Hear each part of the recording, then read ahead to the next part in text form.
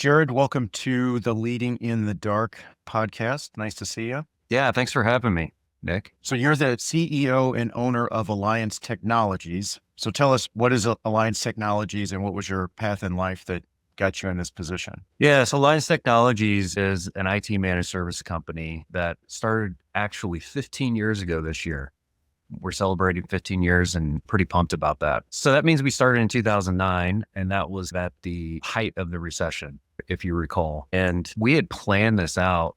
I have two other partners, and we had planned this out for, I would say, a good 6 months prior to actually launching. So it wasn't the fact that we had maybe lost positions or anything like that and got saddled into going into our passion because we were unemployed. This was something that was very intentional, and we saw a gap in the market. And we said, we all came from bigger corporate environments, and we said, we can do this better. We can apply those principles of the bigger corporate environments to small and medium business, and we can really mature their IT in a meaningful way. And so that's how we formed 15 years ago. And we're serving the St. Louis and metro area and looking to expand.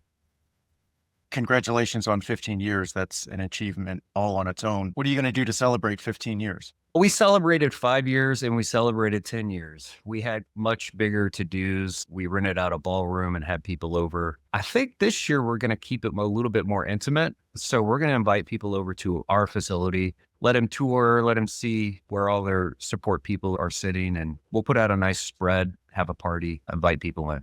That sounds awesome. So when you started the business in 2009, was it an IT managed service provider the way we think about them today, or was it a different business model at that time? No, it absolutely was. In fact, if you recall, 2007 is really when the back-end platforms began to develop for IT managed services. So before that, it was really a lot of what we consider break fix consulting. So people call in, they have projects and they have support requests. Then along came in 2007, the back end to actually manage a bunch of different clientele and have them all report into one portal and manage their updates and manage their computers and get alerts. So we took that idea and that platform, and that's what we started with. And that was actually a new thing back in 2009.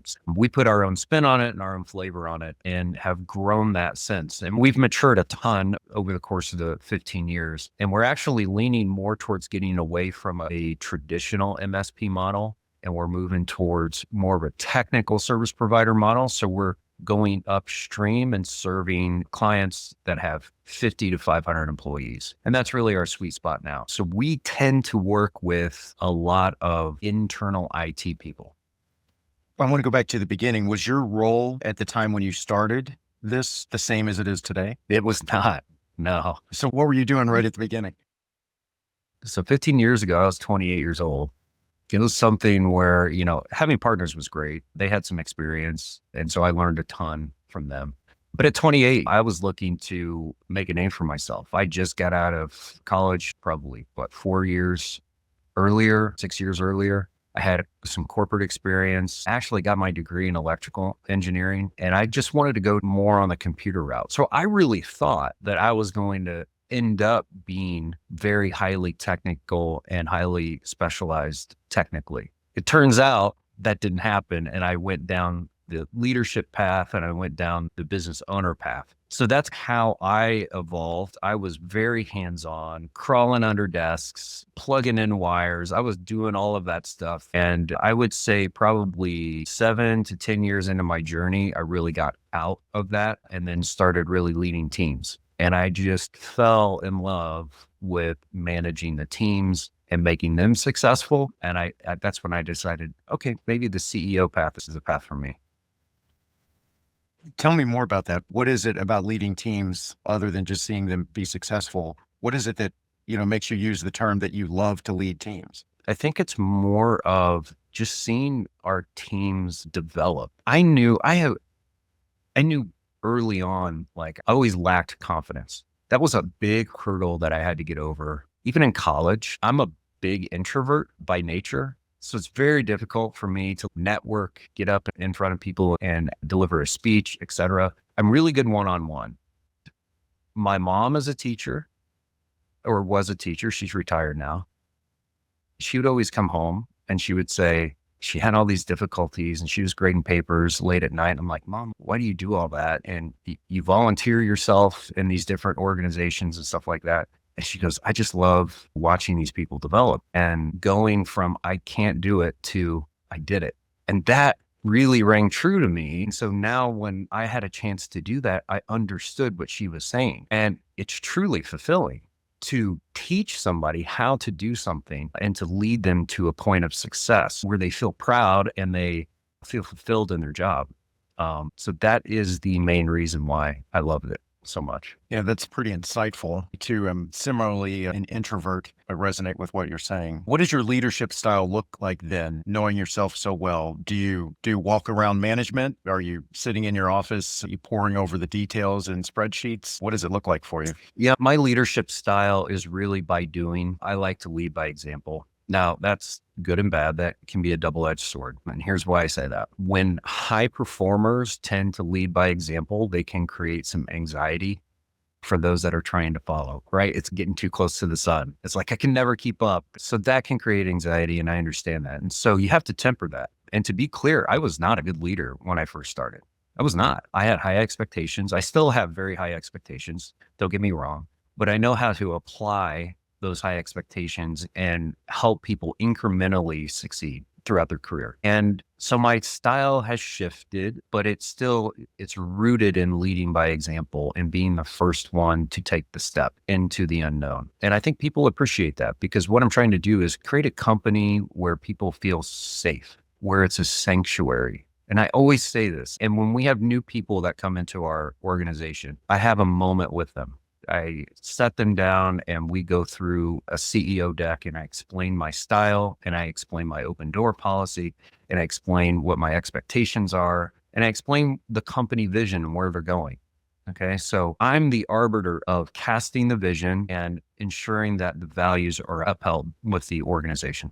Beyond that, I then lead by example of doing those things. And I think that really creates the North Star for everybody else. And when we're talking about like maybe one individual that is a little bit different, that's really managerial style. And so we recently went through a DISC assessment with my leadership team because over the course of several years, and I'm talking 10 plus years, my leadership style has drastically changed. And I had to meet people where they were and I had to know how they thought. I didn't know about DISC at the time, but it was just a natural kind of testing and evolving that got me to the point where I was good at talking to a lot of people one-on-one. We did a DISC assessment for our leadership team, and now they got some insights into how they can talk to one another a lot better and what the expectations are that they're coming with when they have a conversation. So I'd say that in a nutshell is my style. Thank you for sharing a little bit of vulnerability there. I suspect that what you just described resonates with a lot of folks that occupy the roles that we do. If you're okay with me just digging in a little bit more, would you be willing to share like a specific example of what your style looked like when you reference not being a good leader and perhaps you're dealing with, I'm making up a scenario here, an employee that isn't meeting our unbelievably high expectations that we set for ourselves in these roles, and how you might have addressed things then compared to how you address them now? Yes, for sure. In the beginning, when you're trying to hire for yourself, you, as the business owner, as the one that created the thing, and you know everything about it, right? And all of the little intricate details is very difficult. We get into this trap, at least I did. I got into this trap of, okay, I'm going to hire for this specific role, and therefore you should know it and you should do it like me. And that was challenging. And then, so from a leadership perspective, I thought, okay, you're just not cutting it. Like, I can tell you again and again, but you're not understanding me. When in fact, they brought their own perspective to the role. And I had to give them space and I had to empower them to do it their own way. And that's why I shifted from, I think it was more of a micromanagement and a management style rather than a leadership style. What I do right now is I get all of the roadblocks out of the way for people to be successful. Okay. And then I empower them with what I call command intent, which is really a military term. It's just saying, this is the flag that you need to go pursue. Go get that flag. I don't care how you get there. Okay. Here are some guidelines and some parameters, but you guys make the decisions. And that's the style I reverted to now, which has been very successful. So it's just providing that. Before it was more of, I think I was interjecting myself too much. And so those expectations were never being met. And they would do something one way and I would correct them. And then they would get discouraged and rightfully, and I was in my own way a lot. Jared, was there something that triggered you to make this shift? Because we all know a bunch of other owners and CEOs, and I think it's an extremely difficult transition for somebody to do what you just described, right? Most owners are going to stay right in there in the weeds forever, probably limiting, therefore, the growth of their own company because, as you say, they can't get out of their own way. So was there something that happened for you that allowed you to make this shift? There's several things. One, I had to work on myself. What I haven't told you is that I spent an inordinate amount of time reading leadership books, really absorbing myself into everything leadership and self-improvement, because you can't help somebody else unless you can help yourself. And I had to learn to become a better leader, and I had to learn to be more effective. And there were a wealth of information out there. I read dozens and dozens of books on the topic. And books are one thing, but then you have to apply it and you have to be willing to do it and you have to put it into practice and you just have to take a leap of faith. And I don't use the word faith lightly either, because faith comes into how I run my organization a lot. And so at the end of the day, you have to be able to understand you can only control what you can control. Everything outside of that, I have to give that up to, in my case, Jesus Christ. I have to give it up to him. So within my company, I control what I control, and I set the guidelines to ensure that other people know that they can only control what they can control, because that's where a lot of anxiety gets rooted, is in trying to control the things that are outside your domain. All right. So work on yourself is definitely the thing that transitioned me over to being a more effective leader.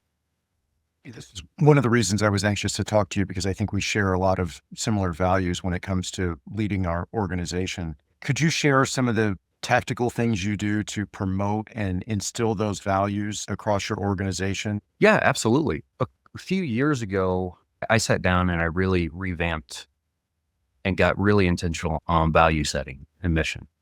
So our values right now are, we have 5 core values. We seek to wow, we do the right thing, we serve with excellence, we genuinely care, and we own it. Okay. So these are the core values that permeate everything that we do in our organization. Now we run a kind of a hybrid. We're going 100 miles an hour every single day. And we run a bit of a hybrid organization where not everybody's in the office all the time. Of course, even some roles like sales roles and engineering roles and stuff like that, they're out in the field. And so they don't get to see one another. And that culture is very hard to maintain. One of the things I did is actually, I was researching how to maintain those hybrid cultures. And we did something that was small, but very meaningful, which I don't know if you've heard of the application, but it's called Nectar. So the Nectar app it's like an online place where you can come together and shout out and receive rewards. So it's like a message board. And so if anybody does anything good or they've helped one another within the team, they have these points that we give them every month, and then they can shout out to their teammates and give them points. And those points can be redeemed for internal swag and like gift cards and all that kind of fun stuff. So that keeps them coming back. And so what I did is I took it from that application and then I just start adding other stuff like these challenges and these incentives to go above and beyond and be excellent in what you do. And it's all tied to these 5 values. So it's like in your face. You cannot give a shout out without tying it to a core value. So if you go around and you ask anybody what our core values are, and that's probably the hardest thing that I've talked to business owners, is once you said it, it's like dusty, right? You go around and you ask anybody and they're going to be able to spout off our core values because of that. So you just have to constantly put it in their face and you have to incentivize it. I think that's real smart. Yeah. We do something similar, not as specific with an app, but we do internal programs with similar concepts to allow people to shout out their employees. I think it helps. So what are your long-term goals for this business? Is it something you want to continue to run forever? M&A is obviously the hot topic in our industry, just like others. Competition is, at least from my perspective, is somewhat intense, right? Particularly from the large PE aggregators, but they have their negatives too as they get larger and just look to continue the sales cycle for themselves. Yeah, you're right. How do you think about your business over the long term? Competition is fierce. You're 100% correct. Specifically in St. Louis, I've noticed competition is really fierce. And what we do is very fragmented. So there's a lot of, there's people popping up every day that I never knew existed. And I'm like, wow, that's crazy. But for me, it's doubling down. I committed to my clients and I committed to my team. I am not selling. This is not something I want to sell. This is a lifestyle for me. I cannot see myself do anything else. I am uber passionate about this. I'm uber passionate about being an entrepreneur. And I know that if I build the right team and we come together, we are going to succeed no matter what. There's too many people out there that really require great service. And that's what we're focused on, is the service part. Okay. So now we have to navigate this whole AI thing that's coming out. And I know there's going to be a lot of challenges with that. I mean, it's disrupting tons of industries, and I 100% guarantee it will disrupt our industry for sure. We just have to be able to utilize technology. And in fact, I think, or utilize AI. In fact, I think in the next 5 years, it could very well be our gold rush from a technology service provider standpoint. I think it takes a long time for companies to adopt AI. And if we can get in there and be the arbiters of adopting AI for them, I think that we're going to succeed leaps and bounds. So you're looking at that gold rush opportunity as companies like ours selling and implementing AI solutions for our customers, as opposed to the way I've thought about it thus far is it very likely could be a way for us to run our businesses much more efficiently as we utilize AI tools to deliver the types of services that we do today. Yes, you're 100% right. It's both. And the thing is, you have to do what you just described first before you can do it for somebody else. So that is exactly what we're doing right now at warp speed, is trying to integrate AI. A lot of what I do on the weekends and evenings right now is researching AI tools. Right now, it's a race to see who has the tool that's going to have longevity. It's like early on in the internet age where there was social media companies coming out, who's going to be the winner. I think that's what a lot of AI tools are doing right now. That's who's going to be the winner. And there's a lot of crap AI out there. It's like a lot of vibe coding, and they're wrapping their application in AI, but it's really just ChatGPT. So you got to sift through all the noise to get to what are the core applications and how can we use this in more of an enterprise level organization. Is there one that you might be able to share? And if it's secret sauce stuff, certainly don't. I'll share. We use ChatGPT fairly extensively. The things that it can do now is just unbelievable. It shortens the amount of time necessary to create documents, plans, spreadsheets, sales plan, just everything. It just shrinks the amount of time involved. It's amazing. ChatGPT OpenAI is absolutely one that's at our core. We're actually utilizing a private cloud right now for our data and our customer data. And because of that, and we're a Microsoft partner, we're using Copilot for that, which has been really great. So we're now starting to roll out and integrate AI into our backend portal system. So the vision here is when customers come in to our backend portal and they create a ticket, our actual AI agent will be able to hopefully solve their problem before it actually even gets to a tech. And they'll be able to solve their problem in a unique way where they're looking at, or the AI is referencing the client documentation,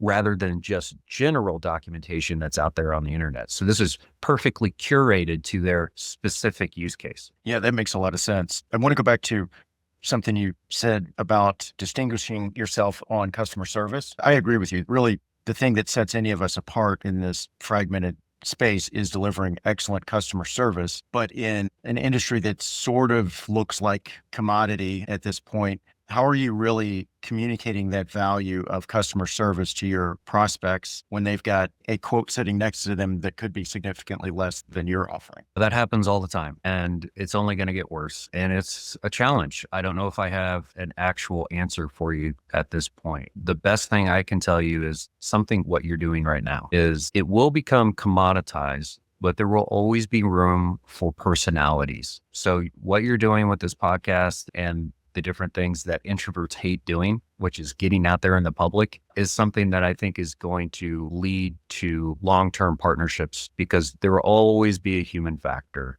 in everything that we do. There is a shift happening, of course, and we have to get good at utilizing the tools and be efficient and we have to lower our price or match our price to the market, of course. But that means that the competition is going to be really fierce. And if it's me against another competitor and we have similar pricing because we're both using the tools to get you there, but I've been all over the internet and I've got maybe a YouTube channel and I've got a newsletter and I'm on social and they feel like they know me, I've got a huge advantage in that transaction. And so we're doubling down on that and trying to become more personable to our clientele and our prospects. Jared, I think that's really smart. And I do consume the LinkedIn content that you put out. I think it's really valuable and insightful. So tell me more, or do you participate in any peer groups like Vistage or any of the industry specific peer groups? I don't know. I've gone to a couple of meetings here and there, but I've never found that to be very valuable in terms of the cost that it takes on my time, because I've got a pretty clear plan, a pretty clear vision. And I'm a very good learner when it comes to reading the books, absorbing what I need to take from those books or those videos and applying it to my business. But there is a component of those groups that are really special. And I think that is the camaraderie between other business owners and people in the industry. And so that's something that has been lacking. Okay. So it's not necessarily an education thing for me. It's more of like a networking and a peer group type of benefit. So to enhance that in my own way, I've taken on to X and to LinkedIn. And instead of using it as just a platform for sharing my ideas, I'm actually trying to make one-on-one connections with a lot of people. And so on X specifically, I've got a group of business owners all across the country that I would have never met. These aren't just St. Louis people. I would have never met them. I've done business with a lot of them. In fact, I probably done easy $30,000 worth of business over the course of a couple of years with these people. And it's all because I took the time to make connections and then get into their DMs and then connect like what we're connecting right now. Have a conversation. Turns out everybody's in kind of a very similar boat. Once you get past the facade, everybody's like trying to figure stuff out and we can all help one another. And I think that's been huge. I feel like you're giving us a masterclass here, Jared. This is really good stuff. So do you have a board or an advisory board at all? I don't have a board, no. Yeah. Do you guys have one? We do. We have a formal board of directors and it's been good for us. That's a peer group that myself and our executive team can learn from. I think our meetings are fairly productive. They're not the types of meetings where you just stand up there and throw a wall of PowerPoint for 6 hours. It's very engaging where we're seeking their input and advice. Yeah, very good. So you've gotten a lot of benefit out of that. We have. It can be an intimidating environment, but I've been on boards really my entire career. But for the rest of our leadership team, it's a new experience. So leading them through that has been a good journey and getting them to the point where they're comfortable to engage with those individuals. Just as you say, once you get past the facade or whatever, we're all the same. We're just trying to get through life and help each other. So it's been a good relationship for us. Yeah, it sounds like you're trying to cultivate that spirit of giving in your own organization, which is great. That's correct. I tell folks the whole reason I spent 3 years looking for a business to buy, and the whole reason was really to try to prove out the type of culture that you've described can be successful. I think a lot of us have experiences with cultures that are very different than what you have done and what I'm trying to do. So when you describe creating an environment that's safe, a sanctuary for your employees, that really resonates with me. It's a challenge. As you've described, you have to run the business successfully. You have to take care of customers. We're all human. We all make mistakes. I make plenty of mistakes every single day, and marrying that with your own high expectations and your employees. And how do you continue to balance all of that? Because it can't just be entirely safe and we forget about high performance and paying your bank loan or whatever it is that you have to do. Yeah. The hardest thing that I've learned about being a CEO is the constant communication. It's nauseating sometimes. And you feel like you're a broken record and you feel like you're saying the same thing over and over. But people need to hear it over and over because they have their own lives and they have their own priorities. So it's just like marketing. When you're out there and you're talking about your company, you feel like you're saying it 20 million times and you just are nauseated by it. But people need to hear it. And it's part of leading by example too, is when I'm in my organization, I say it, but I also do it. And they know that they can count on me and that they have bad days. Yes. But that creates that culture of safety and knowing that I've got your back. We can go through hard times, but I've got your back no matter what. And I think people resonate with that. They love that. They're part of something. It gives them a little bit of purpose and it allows them to be them. And that's what I tell everybody. It's like, we have to be so good at the IT stuff that it becomes second nature. I'm like, think about this like an NFL team. The best players in the NFL, obviously, they know the playbook inside and out. They know exactly where they're supposed to be and they practice and practice. So it's all muscle memory. But the best players let their personality and their own intuition shine through. And they know exactly where they're going to be and they can read the defense and they can anticipate. And I'm like, that's what we need to be. So when we're creating all these SOPs and standards and we're practicing these things and we're going over and doing retros on projects and all that stuff, I go, this is all practice because we need muscle memory. And then at the end of the day, when you're doing your next high profile project, now you can be creative and the creativity needs to come out of you. And that's what makes them feel fulfilled. Yep, Jared, I think that's a great way to capstone the conversation. As I said, I really feel like you've given me a masterclass on some really good leadership themes here. I'm glad that we know each other and appreciate being able to learn from you and try to emulate all the great things that you're doing as a people first leader. Well, Nick, I greatly appreciate being on the pod with you. It's a great conversation. And yeah, I look forward to better times here in St. Louis for sure. Thanks for your time, Jared.